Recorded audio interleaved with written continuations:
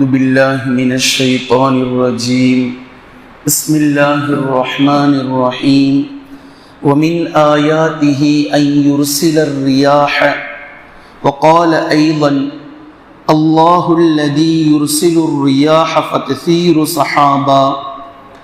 கண்ணியத்திற்குரிய அல்லாஹ்வின் அடியார்களே, கடந்த ஒரு வாரமாக நாம் கேள்விப்பட்டு கொண்டிருக்கும் அதே போன்று செய்திகளில் பார்த்து கொண்டும் இருக்கக்கூடிய செய்திகளில் முதன்மையான செய்தியாக டிட்வா புயலை பற்றி நாம் பார்த்து கொண்டிருக்கின்றோம். இந்த புயல் இலங்கைக்கு பக்கத்திலிருந்து துவங்கி இலங்கையில் ஒரு ருத்ர தாண்டவம் ஆடிவிட்டு அது கொஞ்சம் கொஞ்சமாக தமிழகத்தை நகர்ந்து வந்து தற்போது காரைக்காலில் மையம் கொண்டு அங்கிருந்து கொஞ்சம் கொஞ்சமாக நேற்று முதல் நகர்ந்து சென்னை வரை சென்றிருக்கிறது, வலுவிழந்திருக்கிறது, அப்படி இருக்கிறது, இப்படி இருக்கின்றது என்ற இந்த செய்திகளை கடந்த 3-4 நாட்களாக ஒவ்வொரு செய்திகளிலும் நீங்கள் தொடர்ச்சியாக பார்க்கலாம். இதில் நாம் கவனிக்க வேண்டிய 3 முக்கியமான விஷயங்கள் இருக்கின்றது. முதலாவது, இலங்கையில் இந்த புயல் செய்த வேலைகளை நீங்கள் செய்திகளிலே பார்த்திருக்கலாம். இலங்கையினுடைய பல பகுதிகளை இந்த புயல் பல பகுதியில் வாழக்கூடிய மக்களுக்கு கடுமையான சேதாரத்தை ஏற்படுத்தி இருக்கிறது. அல்லாஹு தாலா அந்த மக்கள் எதை இழந்தார்களோ அதற்கான சிறந்த பகரத்தை அல்லாஹ் அவர்களுக்கு வழங்க வேண்டும். இதில் உயிர் சேதம் மட்டும் கிட்டத்தட்ட 170 நபர்களுக்கு மேலாக இறந்திருக்கிறார்கள். 130 மக்களுக்கு மேலாக காணாமல் போகி இருக்கிறார்கள். இது அரசாங்கம் கொடுத்திருக்கக்கூடிய அதிகாரப்பூர்வமான தகவல். இன்னும் தகவலில் வராதது இன்னும் எத்தனை நபர்கள் என்ன ஆனார்கள் என்பதே தெரியாமல் இருக்கிறது. பல இடங்களில் பலதரப்பட்ட வகைகளில் நிலச்சரிவு ஏற்பட்டிருக்கிறது. அதில் எத்தனை நபர்கள் புதைந்து போனார்கள் என்றும் தெரியவில்லை. இந்த ஒரு வாரத்தில் 40,000 குடும்பங்கள், இவர்களுடைய வாழ்வாதாரம் முழுக்க முழுக்க பாதிக்கப்பட்டு விட்டது.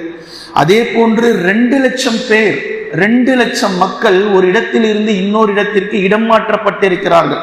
இது போன்று பலதரப்பட்ட பாதிப்புக்கு இலங்கை உள்ளாகி இருக்கின்றது. கண்டி, அக்கரைப்பட்டு போன்ற பகுதிகள் எல்லாம் ஒன்றுமே இல்லாமல் எங்கிருந்து சுற்றி பார்த்தாலும் ஒரு மிகப்பெரிய கடலை போன்றும் ஒரு தீவை போன்றும் காட்சியளிக்கக்கூடிய நிலையில் இலங்கை இன்று மாறி இருக்கின்றது. அல்ஹம்துலில்லாஹ், இந்தியாவிலிருந்து மிகப்பெரிய உதவிகளை முதன்மை நாடாக இலங்கைக்கு இந்தியா அனுப்பி வைத்திருக்கிறது. 2 கார்கோ முழு விமானம் மூலம் அவர்களுக்கு தேவையான மருந்துகளும் உணவுகளும், அதே போன்று மிகப்பெரிய கண்டெய்னர் ஷிப்புகளில், கப்பல்களில் மிகப்பெரிய உதவி உபகாரணங்கள் இந்தியா அனுப்பி வைத்திருக்கிறது. இதற்கு பின்னால் மிகப்பெரிய அரசியல் காரணம் இருந்தாலும் பலனடைபவர்கள் இருக்கும் வரைக்கும் அந்த உதவியை நாம் பாராட்டித்தான் ஆக வேண்டும். இப்படி இருக்கக்கூடிய இந்த சூழ்நிலையை கொஞ்சம் உன்னிப்பாக நீங்கள் கவனித்து பாருங்கள். நேற்று வரை, இரவு வரை, நேற்றைய முன்தினம் வரை ஒவ்வொரு நகரங்களுக்கும் பெய்த மழை அல்லாஹு தாலா இன்னும் ஒரு வாரத்திற்கு நீட்டினால் என்ன நிலைமையாகும், இன்னும் ஒரு மாதத்திற்கு நீட்டினால் அல்லாஹு தாலா அந்தந்த இடத்தில் வசிக்கக்கூடிய மக்களுடைய நிலைகள் என்ன? இந்த புயலில் அளவுக்கு அதிகமாக வானிலை நிபுணர்கள் குழம்பி போயிருப்பதை அவர்களே சொல்கிறார்கள். பொதுவாக ஒரு புயலை பற்றி கணிப்பார்கள்.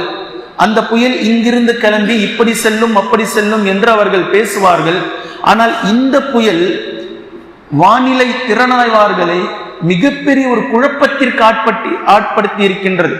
அந்த புயல் ஒரு இடத்தில் வீசுகின்றது, அடுத்த இடத்திற்கு நகரும் என்று அவர்கள் கணிக்கும் போது அதனுடைய வேகத்தை ஒட்டுமொத்தமாக சுருக்கி கொண்டு குறைத்து கொண்டு அதே இடத்தில் மையம் கொள்வதும், மீண்டும் வலுவிழந்ததை போன்று காட்டி கடலுடைய நீருக்குள் சென்று மறுபடியும் வலுப்பெற்று கடலுக்கு மேலாக வந்து அடுத்த பகுதிக்கு மிக குறைவான வேகத்தில் நகர்ந்து செல்வதும், இப்படியுமாக இந்த வானிலை ஆய்வாளர்களையே குழப்பிவிட்டு மிகப்பெரிய இடத்திற்கு மிகப்பெரிய ஒரு மாற்றத்தை இந்த புயல் செய்து காட்டியிருக்கக்கூடிய இந்த நிலையை நீங்கள் பார்க்கலாம்.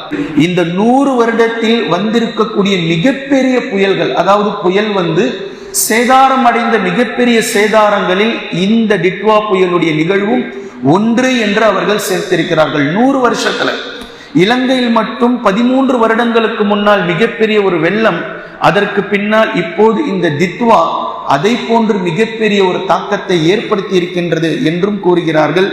நமக்கு தெரிந்த வகையில் 2008 நிஷா புயல் என்பதை நாம் கண்டறிந்தோம் தமிழகத்தில். அதே போன்று 2010, 11 ஆகிய இந்த இடத்தில் மறக்கவே முடியாத கடலூர் மாவட்ட மக்கள் தானே புயல் என்பதை சந்தித்தார்கள். மிகப்பெரிய சேதாரத்தை கொடுத்து சென்ற அந்த தானே புயல். அதே போன்று 2016 வர்தா புயலை கண்டோம். அதே போன்று 2017 ஒக்கி புயல் என்பதை பார்த்தோம். 2018 கஜா புயல் டெல்டா மாவட்டம் மொத்தத்தையும் விவசாய நிலங்கள், விவசாயிகள் மிகப்பெரிய சேதத்திற்கு ஆனார்கள். அதே போன்று நிவர் புயல், 2020 மிக்ஜாம் புயல், 1964 கூட ராமேஸ்வரம் தனுஷ்கோடி என்ற புயலுக்கு பெயர் வைக்கப்பட்டது. அப்படி ஒரு புயலும் வந்தது. இப்போது 2025 இந்த தித்வா புயல் என்பதை நாம் பார்க்கிறோம். பெரும்பான்மையான மக்களுக்கு இருக்கக்கூடிய கேள்வி என்னவென்றால், இந்த புயல்களுக்கு எப்படி பெயர் வைக்கிறார்கள், யார் வைக்கிறார்கள்? WMO என்று சொல்லக்கூடிய இந்த அமைப்பு தான் இந்த புயல்களுக்கு பெயர் வைக்கிறது. இந்த அமைப்பு ஒட்டுமொத்தமாக 13 நாடுகள் சேர்ந்து உருவாக்கப்பட்ட கமிட்டி தான் இந்த கமிட்டி. இந்த 13 நாடுகள் India, Pakistan, Bangladesh, Sri Lanka, Myanmar, Thailand, Maldives, Oman, Iran, கத்தர், சவுதி அரேபியா, UAE, யமன், இந்த 13 நாடுகள் சேர்ந்துதான் இந்த கமிட்டியை உருவாக்கி இருக்கின்றது. இதில் தான் இந்த கமிட்டி இருப்பார்கள். ஒரு புயல் வரும்போதே அதற்கான பெயர்களை ஒட்டுமொத்த நாடுகளும் அவரவர்களுடைய பட்டியலை பெயர்களாக எழுதி கொடுக்கும். அதில் ஒன்றை செலக்ட் செய்வார்கள். உதாரணமாக கஜா புயல் என்று நாம் பேசினோம். இந்த கஜா என்று பெயர் வைத்தது இலங்கை. இலங்கை வைத்த பெயரைத்தான் நாம் சொல்கின்றோம். அதே போன்று நிவர் புயல், இது ஈரான் வைத்தது, ஈரான் பெயர் வைத்தது. தானே புயல் 2010 மிகப்பெரிய சேதாரத்தை ஏற்படுத்திய இந்த தானே என்று பெயர் வைத்தது தாய்லாந்து நாடு வைத்த பெயர் தான் தானே என்பது. இப்போது தித்வா என்று வைத்திருக்கக்கூடிய இந்த பெயர், இது யமன் நாடு வைத்திருக்கக்கூடிய பெயர். இதைத்தான் இந்த 13 நாடுகளில் யாருடைய பெயர் வேண்டுமானாலும் அங்கு செலக்ட் ஆகலாம். அதை வைத்துத்தான் அந்த பெயர்கள் குறிப்பிடப்படுகின்றன. இப்போது நாம் இதிலிருந்து புரிந்து கொள்ளக்கூடிய மிக ஆழமான விஷயம் என்னவென்றால், உலகம் தோன்றிய நாள் முதல் இன்ஷா அல்லாஹ் இனி கியாமத் நாள் வரைக்கும் அல்லாஹு தாலா நமக்கு கற்றுக் கொடுத்த ஒரே ஒரு பெயர் மீகாயில் அலைஹிஸ்ஸலாம், அவ்வளவுதான். காற்று வீசக்கூடிய, மழை அடிக்கக்கூடிய இந்த பொறுப்பை அல்லாஹு தாலா மீகாயில் அலைஹிஸ்ஸலாம் அவர்களிடத்தில் கொடுத்திருக்கின்றான். அல்லாஹு தாலா எப்படி கட்டளையிடுகின்றானோ அந்த கட்டளைப்படி மீகாயில் அலைஹிஸ்ஸலாம் அவர்கள் அந்த கட்டளைக்கு இணங்க செயல்படுகிறார்கள். மீகாயில் அலைஹிஸ்ஸலாம் அவர்கள் எப்படி கட்டளையிடுகின்றார்களோ, எப்படி கொண்டு செல்கிறார்களோ அதன்படி அந்த காற்றினுடைய சுழற்சி, மழையினுடைய அளவு, மழையினுடைய வேகம், மேகங்களுடைய நகர்வு, மேகத்தின் சுழற்சி, இவை அனைத்தையும் அல்லாஹு தாலா அவர்களுடைய கட்டுப்பாட்டில் விட்டிருக்கின்றான். நமக்கு கொடுக்கப்பட்டிருக்கக்கூடிய முஃமின்கள் பார்க்க வேண்டிய ஒரே ஒரு பெயர் மீகாயில் அலைஹிஸ்ஸலாம். குர்ஆனுடைய சில வசனங்களை இப்போது 3வது விஷயமாக நீங்கள் பாருங்கள். இந்த காற்றும் இந்த புயலும் ஏன் வருகின்றது, எதற்காக அல்லாஹு தாலா கொண்டு வருகின்றான், இதற்கான உன்னிப்பான நோக்கம் என்ன? இதை அல்லாஹு தாலா குர்ஆனில் இப்படி பேசுகின்றான். வமின் ஆயாத்திஹி அன் யுர்சிலர் ரியாஹ, நீங்கள் உணரக்கூடிய பார்க்கக்கூடிய காற்றோ அல்லது புயலோ அவனுடைய அத்தாட்சியில் கட்டுப்பட்டது. இதை நீங்கள் காணும் போது பயந்து ஒளிவதற்காகவோ ரசிப்பதற்காகவோ நீங்கள் பேசுவதற்காகவோ அல்லாஹ் அதை அனுப்பல. இது அல்லாஹினுடைய அத்தாட்சியில் கட்டுப்பட்டது. அல்லாஹின் மீது உங்களுக்கு ஈமான் அதிகரிக்க வேண்டும், அல்லாஹின் மீது உங்களுக்கு பயம் உண்டாக வேண்டும், அல்லாஹின் மீது உங்களுக்கு தக்வா ஏற்பட வேண்டும். இதற்காக அல்லாஹு தாலா அனுப்பி வைக்கின்றான். இது சூரத்துர் ரூமுடைய வசனம். இதே போன்று அல்லாஹு தாலா பேசுகின்றான். அல்லாஹுல் லதி யுர்சிலிர் ரியாஹ், காற்றை அல்லாஹு தாலா அனுப்பி வைக்கின்றான், புயல்களை அல்லாஹு தாலா அனுப்பி வைக்கின்றான். ஃபதுஸீரு ஸஹாபா, மேகங்களை அவைகள் ஓட்டி செல்கின்றது. இங்க பாக்குறீங்க எப்படி நகர்கின்றது மேகம், யார் இதை நகர்த்துகின்றார்? சூரத்துர் ரூம்லயே அல்லாஹு தாலா இதையும் பேசி காட்டுகின்றான். மேலும் அல்லாஹு தாலா சூரத்துல் ஜாசியாவில் பேசுகின்றான். வதஸ்ரீஃபிர் ரியாஹ், காற்றை அவன் அனுப்புவதெல்லாம், புயல்களை அவன் உங்களிடத்தில் கொண்டு வருவதெல்லாம் லஆயாத்தில் லிகௌமி யஅகிலூன், சிந்தித்து உணரக்கூடிய சமுதாயத்திற்கு இதில் பலதரப்பட்ட அத்தாட்சிகள் இருக்கின்றது. அல்லாஹு தாலா இதை சும்மா கொண்டுட்டு வரல. அல்லாஹ் என்ன விளையாடிக்கிட்டு இருக்கிறானா? திடீரென்று நிலச்சரிவு, திடீரென்று காற்று, திடீரென்று புயல், இத்தனை நபர்கள் சென்று விட்டார்கள், இங்கு வெள்ளப்பெருக்கு, இந்த பகுதியில் செல்ல முடியல, இங்கு மரங்கள் விழுந்திருக்கின்றது. இவையெல்லாம் எது? இவை ஒவ்வொன்றும் அல்லாஹ்வினுடைய அத்தாட்சியில் கட்டுப்பட்டது. அறிவுடையவர்களுக்கு இதில் சான்று இருக்கின்றது என்று குர்ஆன் பேசுகின்றது. சூரத்துல் இஸ்ராவில் அல்லாஹ் தஆலா பேசுகின்றான், ஃபயுர்சிலு அலைக்கும் காஸிஃபம் மினர் ரீஹ். அல்லாஹ் தஆலா உங்களின் மீது புயல் அழிவை அல்லாஹ் அனுப்பி வைக்கின்றான். அல்லாஹ்வின் பக்கம் திரும்ப வேண்டும் என்பதற்காக, அல்லாஹ்விடத்தில் நீங்கள் அஞ்சி அவனிடத்தில் நகர வேண்டும் என்பதற்காக, உங்களுக்கான பாதுகாப்பான இடம் அரசாங்கம் இந்த இடத்திலிருந்து அந்த இடம், அந்த இடத்திலிருந்து இந்த இடம், பாதுகாப்பான இடத்திற்கு சென்று விடுங்கள் என்று நகர்த்தலாம். நிலையான பாதுகாப்பு நீங்கள் அல்லாஹ்வின் பக்கம் ஒதுங்குவதுதான். எந்த புயலாலும் உங்களை ஒன்றும் செய்ய முடியாத இடத்திற்கு நீங்கள் செல்ல வேண்டுமானால் உள்ளத்தால், உடலால் அல்ல, உள்ளத்தால் நீங்கள் அல்லாஹ்வின் பக்கம் நெருங்குவதுதான் உங்களை புயல் அழிவில் இருந்து பாதுகாக்கும். எந்த புயல் அழிவுன்றதை நான் பின்னாடி சொல்றேன். அதே போன்று அல்லாஹ்வின் தூதர் ஸல்லல்லாஹு அலைஹி வஸல்லம் அவர்கள் கூறிய ஹதீஸ் சஹீஹுல் புகாரியில் 4812வது இலக்கத்தில் பதிவு செய்யப்பட்டிருக்கின்றது.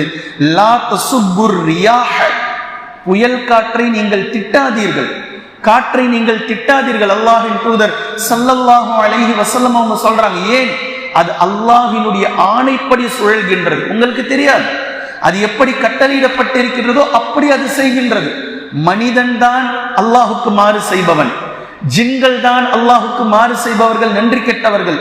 ஒருபோதும் இயற்கையில் எந்த ஒன்றும் அல்லாஹுக்கு மாறு செய்வதில்லை. அவைகள் எப்படி கட்டளையிடப்பட்டிருக்கின்றதோ அல்லாஹ்வினுடைய ஆணைப்படி அவைகள் வேகமாக செல்கின்றது, வேகம் குறைவாக செல்கின்றது, அவைகள் சுழல்கின்றது. இவை அனைத்தும் அல்லாஹ்வினுடைய கட்டளைப்படி நடக்கின்றது.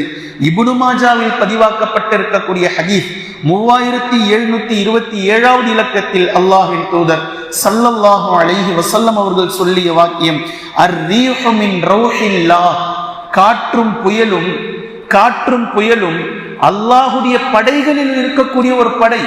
அல்லாஹு தாலா அதை ஏவி அனுப்புகின்றான், அவைகளை அல்லாஹு தாலா அனுப்பி வைக்கின்றான். அவைகள் என்ன கட்டளையிடப்பட்டிருக்கின்றதோ அந்த வேலையை அவைகள் செய்கின்றது என்று அல்லாஹு தாலா நபி ஸல்லல்லாஹு அலைஹி வஸல்லம் அவர்கள் கூறக்கூடிய இந்த ஹதீஸை நீங்கள் பார்க்கலாம். கண்ணியத்திற்குரிய அல்லாஹ்வின் அடியார்களே, இந்த ஒட்டுமொத்த செய்திகளையும் நீங்கள் நினைத்து பார்த்தால் 5 நாட்களுடைய மழை, 6 நாட்களுடைய மழை, திடீரென்று கடந்து செல்லக்கூடிய ஒரு இரவினுடைய புயலுடைய தாக்கம், ஒரு 24 மணி நேரத்தினுடைய தாக்கம், இந்த அளவிற்கு ஒவ்வொரு பகுதியிலும் தாக்கத்தை ஏற்படுத்த முடியுமானால் கடைசியாக அல்லாஹு தாலா கொடுக்கக்கூடிய கியாமத் நாள் என்ற அந்த அழிவு, பேரழிவு எவ்வளவு பெரிய தாக்கத்தை கொண்டு வரும் என்பதை நினைத்து பார்க்க முடிகின்றதா? இந்த சின்ன சின்ன அழிவுகள் ஒரு முஃமினுக்கு வர இருக்கின்ற மிகப்பெரிய அழிவான மறுமை நாளை நினைவுபடுத்த வேண்டும், கியாமத் நாளை நினைவுபடுத்த வேண்டும். அதை நினைத்து ஒவ்வொரு மனிதர்களும் வாழ வேண்டும். அதை நினைத்து ஒவ்வொரு மனிதர்களும் அல்லாஹ்விடத்தில் தௌபா செய்ய வேண்டும், கையேந்த வேண்டும், உருக வேண்டும். இந்த நிலையில் நம்முடைய மரணங்கள் நிகழ்ந்து விட்டால், இந்த நேரத்தில் நம்முடைய செல்வங்கள் குலைக்கப்பட்டு விட்டால், இது போன்ற ஒரு விஷயத்தில் அல்லாஹு தாலா நம்முடைய கை கால்களை முடக்கிவிட்டால், நம்முடைய வீடுகளை அல்லாஹு தாலா இடிபாடுகளுக்குள் சிக்க வைத்து விட்டால் எப்படி இருக்கும்? அல்லாஹ்விடத்தில் நாம் தௌபா செய்ய வேண்டும், அல்லாஹ்விடத்தில் அதிகமாக நெருங்க வேண்டும். அல்லாஹு தாலா நம்முடைய உள்ளங்களை தட்டி எழுப்புகின்றான். ஒவ்வொரு பகுதிகளையும் நாம் பார்க்கின்றோம். இது போன்ற பகுதியை நீங்கள் இருக்கும் வீட்டை சுற்றி உங்களை நான் ஏற்படுத்தினால், உங்களுடைய வீட்டுக்குள் இது போன்ற அழிவை நான் ஏற்படுத்தினால் உங்களுடைய நிலை என்ன என்பதை இல்லாதவர்கள் சென்று விட்டார்கள், நேற்று நம்மோடு இருந்தவர்கள், இருப்பவர்களுக்கு இது ஒரு மிகப்பெரிய பாடம். இதே போன்ற ஒரு பேரழிவை அல்லாஹ் நம் பகுதியில் ஏற்படுத்தினால் நாம் என்ன ஆவோம் என்ற இந்த நிலைக்கு மனிதர்கள் அல்லாஹ்விடத்தில் நெருங்க வேண்டும், அல்லாஹ்விடத்தில் பயப்பட வேண்டும். நமக்கான ஒரு பாடமும் படிப்பினையும் அல்லாஹு தஆலா மிக கச்சிதமாக இந்த ஒரு வாரத்தில் நிகழ்த்தி இருக்கின்றான். தினம் தினம் அல்லாஹ்விடத்தில் கையேந்துபவர்களாக, இஸ்திக்ஃபார் செய்பவர்களாக, தௌபா செய்பவர்களாக, அல்லாஹ்விடத்தில் மண்டியிட்டு அவனுக்கே முழுக்க அடிமைகளாக இருக்கக்கூடிய அடியார்களாக மாறக்கூடிய பட்டியலில் அல்லாஹ் நம்மை சேர்ப்பானாக.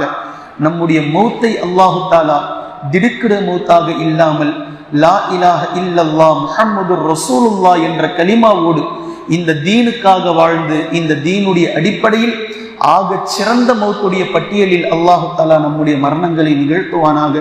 நாளை மறுமை நாளையில் அவனால் பொருந்தி கொள்ளப்பட்ட நல்லடியார்களுடைய பட்டியலில் அல்லாஹு தாலா நம்மை சேர்ப்பானாக. அவனுடைய ரஹ்மத்திற்கு சொந்தக்காரர்களாக இருக்கக்கூடிய பட்டியலில் அல்லாஹு தாலா நம்மை எழுப்புவானாக. குர்ஆனையும் ஹதீஸையும் தெளிவாக விளங்கக்கூடிய நன்மக்களாகவும் அதை நடைமுறைப்படுத்தக்கூடிய மக்களாகவும் அல்லாஹ் நம்மை ஆக்குவானாக. சுப்ஹானக்கல்லாஹும்ம பிஹம்திக அஷ்ஹது அன் லா இலாஹ இல்லா அன்த அஸ்தக்ஃபிருக வ அத்தூபு இலைக்.